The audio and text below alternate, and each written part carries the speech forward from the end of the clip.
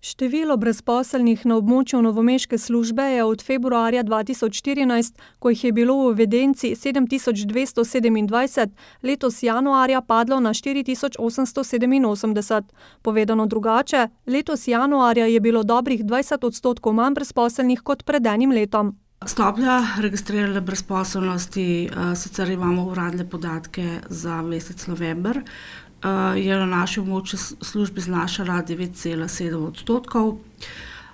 Sicer se po uradih za delo še vedno precej razlikuje, največja stopnja je na uradu za delo v Črnomelj.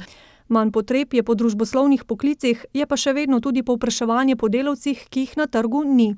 Največ potreb je po delavcih za preprosta dela v predelovalnih dejavnostih.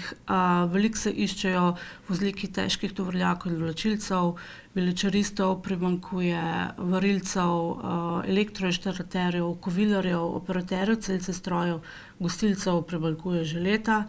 Trgovci se tudi iščejo, komercialni zastopniki. Razveseljiv je podatek, da počasi upada delež prijavljenih mladih brezposelnih. Konec januarja je bilo 1136 prijavljenih starih do 29 let, kar predstavlja 23,2%. V preteklih letih, lahko rečemo, smo imeli skoraj 26% mladih, ne. Tako da tudi tukaj se delež mladih zmanjšuje. Največ se pa zmanjšuje tistih starih od 25 do 29 let. Sicer pa se letos na podlagi analize ankete o napovedi zaposlovanja, ki so jo izvedli jeseni, obeta v naslednjih 6 mesecih povečan obseg zaposlovanja v predelovalni in storitveni dejavnosti, transportu in logistiki ter gostinstvu in turizmu.